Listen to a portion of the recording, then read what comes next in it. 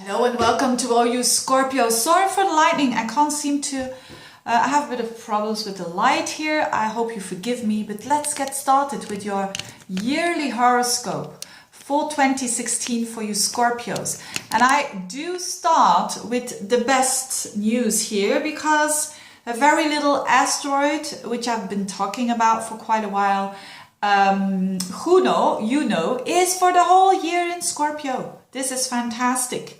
And it's as from I think about November, December time, it moves into Sagittarius, but basically the whole year it's in your sign. And what does this mean? Well, this little asteroid is doing well in Scorpio because the asteroid is about commitment and about fairness. And that's what Scorpios do like as well. Scorpios are known for their big commitments. Doesn't matter what planet you have in Scorpio, whether it is your sun sign, you're committed to probably with the sun and the moon, or the moon there, probably with work, you are very committed to that, or to your family. And it's Venus, it can be in love, that you are super committed there, etc, etc. But bottom line is that you Scorpios will have the opportunity to become very committed towards what you are all about, and this is nice. And of course this has an indirect impact on your relationships, because that's the opposite house, the seventh house.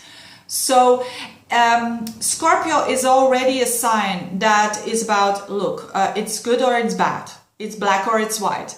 This relationship, I'm not going to doubt. No. Scorpio mostly, I mean, it's a general trait, mostly know what they want. They know what they desire. They are ruled by Mars, which is the planet of desire. So mostly they know so. But adding that to the energy of, I'm going to commit myself now, shows that Scorpios will be very determined in the year of 2016. And that's very much you, isn't it?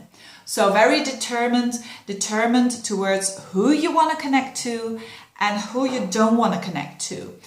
And this is related to also very positive energy going on with Jupiter and Pluto.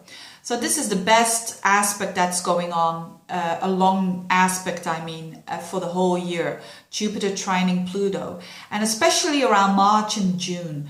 Now, why do I like this aspect so much? Well, first of all, it's in earth signs, which is good for you, which is gentle energy for the Scorpio.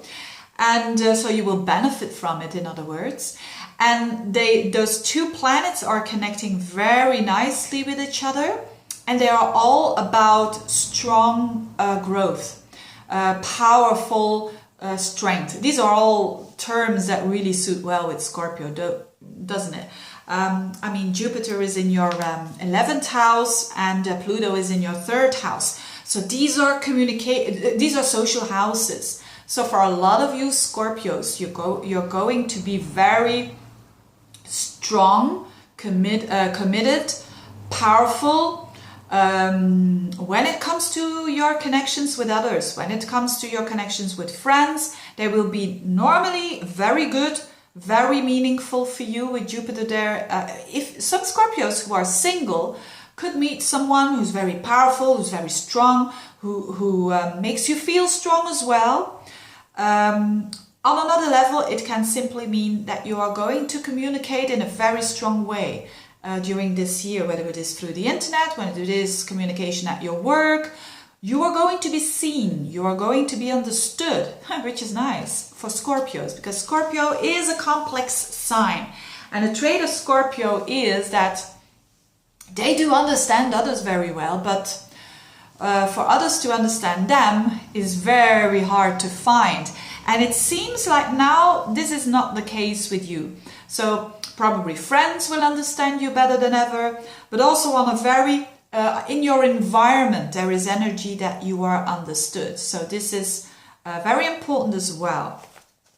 Now what else? There is a bit of stressful energy with Neptune and Saturn. But you Scorpios, you don't feel that too much because you're not a mutable sign.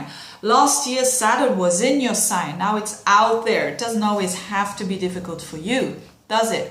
Now, but we all have to work hard on some level. With Saturn, we always have it in some area of our lives.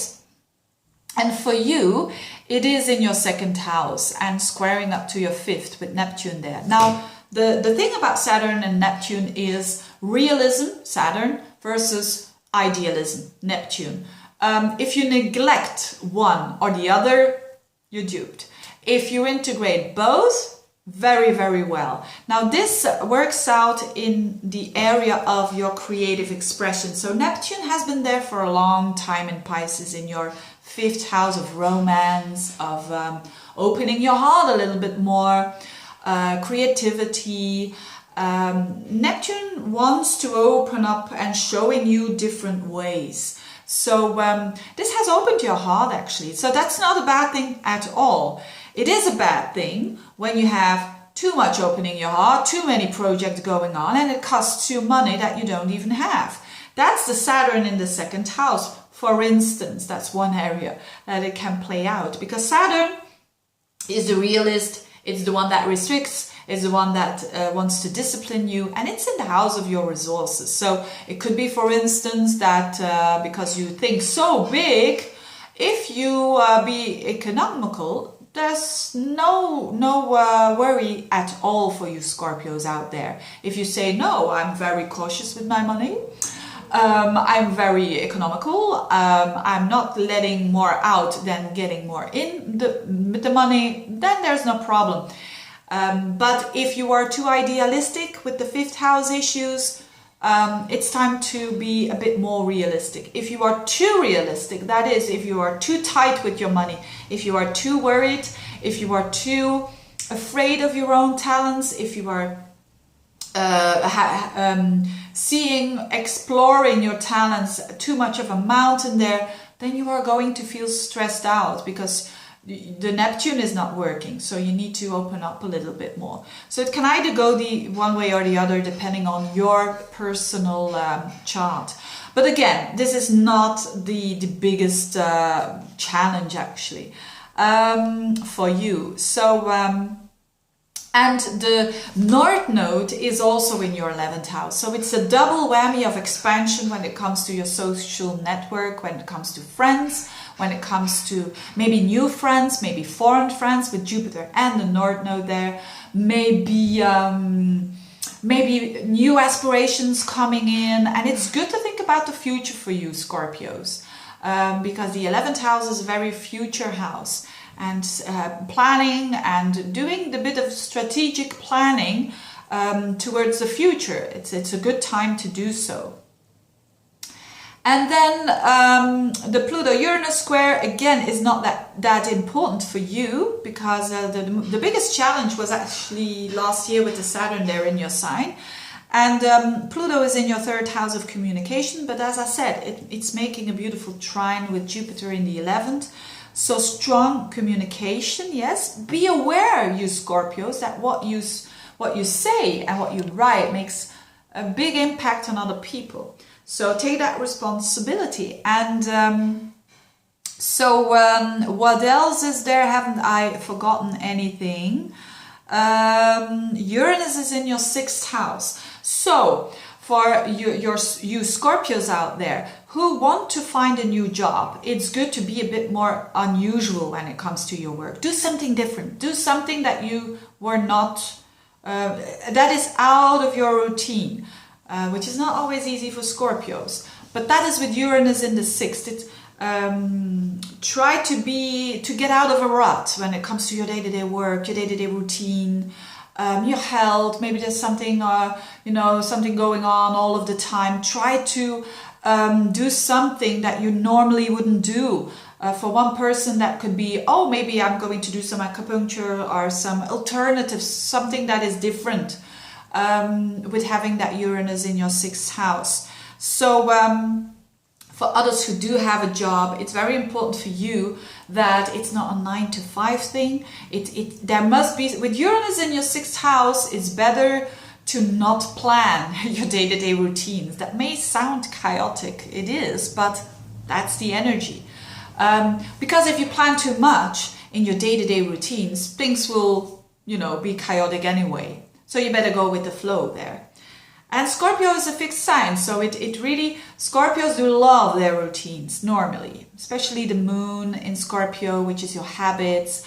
But with Uranus there in your 6th house, it's actually showing you're better off to let yourself be inspired or follow the intuition, you could say, of what can I do today?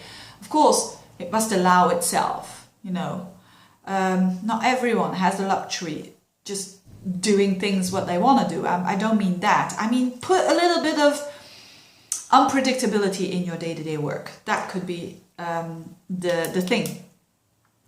Now, so I talked about Mars is going to be extremely long in your 2nd house. That's the last thing I want to mention. As from March up until August, Mars and Saturn are going to be together, dancing together in your 2nd house. But it will also go back into your sign up until, I think, 23 degrees.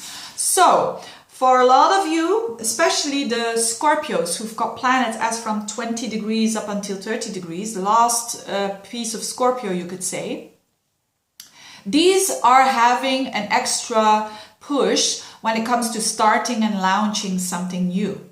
So this is good for you out there, Scorpios. And in the monthlies, I will mention when that period will be of being very strong. It's in April that Mars will be in Scorpio. April, May, June, even a piece of July. So a long time that Mars will be in your sign. It's going backwards, so it shows there's something. A lot of you Scorpios, again, the last 10 degrees of Scorpios, a lot of you will start something brand new. And it will take some time. If you take some time, very good. But in the monthlies, I will discuss that later on. So that is good news, because having Mars so long there means fresh new starts that you are taking the action, you are being strong, you are redrawing the lines if you have to.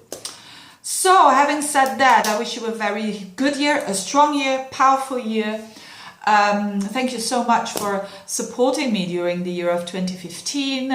It's really appreciated, and keep on doing that. Have a very good year. Bye bye.